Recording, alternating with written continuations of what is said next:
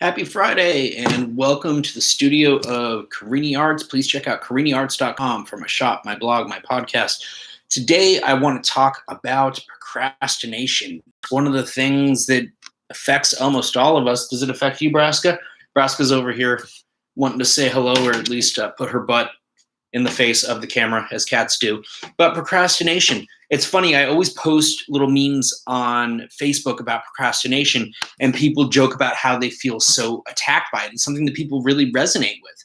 And I think it's because whether you're an artist or not, so many of us are guilty from time to time of putting things off and not getting them done. But if you allow it to, it can be something that not only prevents you from achieving your goals, it can really stifle you, hold you back, even push you into a hole. So I think that it is a very common issue, and I think that it became much more common in particular this past year with the pandemic. I think that it became more acceptable in the eyes of many people to avoid doing things because people weren't feeling mentally, physically, emotionally, psychologically equipped to do things. And I think that although that we do need to take breaks and sometimes put things off momentarily, I think that sometimes we can use that as a crutch and enable each other, especially with that type of group think of, oh, it's okay if you don't get it done. So I know that I personally am somebody that likes to set firm goals for myself that are generally much more stringent than what anybody would set for me, because if I follow the standards of what I see people doing around me, I know that I'm only going to be able to get where other people are. But if I really want to reach for the stars and do the impossible, it's going to require me to put in time and effort that others don't do, which means that I have to fight this battle of procrastination and find solutions for it. So why do people procrastinate? I think that there are a number of reasons why. I think that we live in a culture of overstimulation. We're surrounded by so much stimulus that it is difficult to focus on things. And I know that one of the keys to me getting things done is that I really have to limit the amount of stimuli that I surround myself with. So sometimes that means saying no to people. It means cutting people off. It means cutting things off. It means compartmentalizing and designating periods of time throughout the day for certain things to get done. Now, am I the most productive right now that I have ever been? Not by a long shot. I have a lot of work to correct and to undo from this past year, but I am on a journey to fixing that. But I am still being productive. I've just shifted my productivity around, but I'm not getting up as early as I could be. I'm not getting as many things done as I could. And part of remedying the situation is acknowledging when we are not being productive, when we are putting things off. So calling yourself out and being accountable. So whether you have to have somebody else hold you accountable and call you out on it, or you're doing it yourself, it is imperative that you do so. And I will say that until you get to a point that you are willing to take that accountability of calling yourself out and recognizing when you're doing it, you could always be fighting a bit of a battle. And even still so why do we procrastinate though? We get distracted, we get overwhelmed. There's times that we need breaks, and I think that we fall into patterns of feeling comfortable. I think that oftentimes what we really crave and seek in life, despite what we may say or convey, is we seek comfort. I myself, I finish a hard workout, I get home, I start watching a good movie, I'm enticed with some good food. Yeah, I want that good food. I want to watch that movie. I want to sit down. I want to relax. Why do I want to work hard? Why do I want to go put in more work? Why do I want to do more? I have to remember why I'm doing what I'm doing. So that's a big part, is remembering why you're doing what you're doing, what your goals are, and what you need to do to achieve them. We can always say tomorrow, tomorrow, tomorrow, but today is yesterday's tomorrow. So at some point we need to accept the fact that we keep putting things off, and we need to recognize when we're doing that and then start moving forward. So what do I do to remedy this issue of procrastination? And for me, it's a matter of simplification, of really breaking things down to smaller levels. So I think that if we have this goal in mind, say, for example, I was just working on this large commission set, a triptych of 3 large paintings, 2 4-foot by 4-foot pieces and a 4-foot by 6-foot piece. And then there's videos and montages and photos and other aspects that go with it.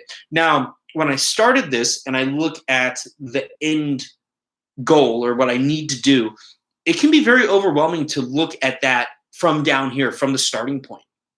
And so what I really need to do is to break it down and to know that there is an end result in mind, to kind of have a little bit of clarity of what that is, or at least an idea of what that is, but to break it down and to move into baby steps. So, for example, what I did was when I started this project, I had 3 canvases. So, okay, step 1, get the canvases. Step 2, let's go ahead and just stamp them today. So we break it down into little baby steps, because if we can check off these little tiny things every single day, then after a week, after a month, we look back and we will have made quite a bit of progress. But we looked at them at the time as small steps. So it seemed like every day, it didn't seem like I was doing all that much, but I was making progress. So I think that it's a matter of your perspective and how you look at it. You have to be able to break it down into a manner that it is not overwhelming for you, that is not taxing to the degree that it is preventing you from doing anything with it, that you're just shoving it into a corner.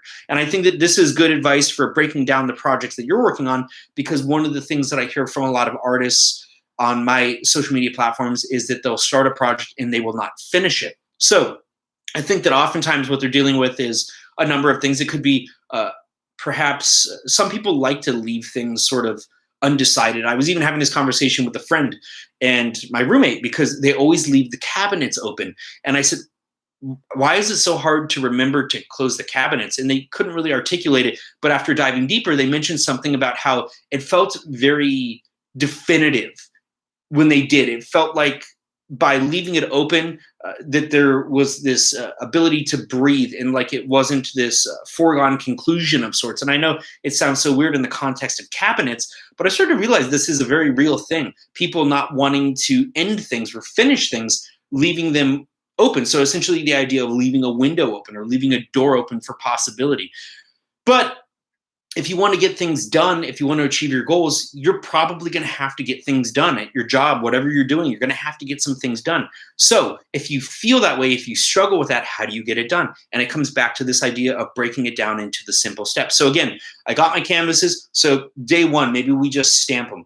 Day 2, maybe we put down that coat of varnish where I'm going to sign after it's done. Day 3, maybe we cut the phrase off of all the canvases. Days 4, 5, and 6, maybe we're prepping the canvases. We're doing that easy work where we're just priming them with gesso. We're not really diving into compositions or colors or anything like that. We're just laying the foundation, the groundwork, the base work.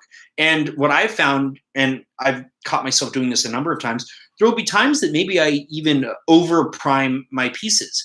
And it's because I feel that I'm not quite mentally prepared to dive into the painting, but I'm trying to warm the engine. I'm trying to get started. And by going through these motions, it's activating parts of my brain that are warming up and are better preparing me to get into the mode of getting the thing done. So even though I'm not quite getting the higher level things done yet, I'm warming myself up and easing into it. And I know this past year with the pandemic, one of the biggest things that I heard from artists was that they weren't feeling motivated. They weren't feeling inspired, that they didn't really want to dive into their work because they were overwhelmed.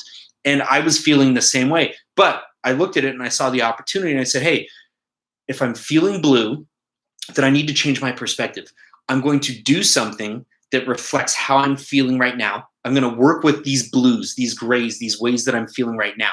And I'm going to create something, even if it's really minimalistic, even if it's really simple, if it's not complex, that's okay. And if it's not like what I normally do, that's okay. If it's not aesthetically pleasing, that's okay. If it's not something that anybody wants to buy, that's okay. It was going through the motions. It was going through this process to reignite the fire within me, to just get it started, or at least keep it kind of going so that we didn't let it extinguish completely. Because if you let it extinguish completely, it's much harder to get going than if you can at least keep this slow rumbling momentum and then build off of that. So I did a lot of blue work, a lot of gray work that just reflected the honesty of where I was, the vulnerabilities of being in that place.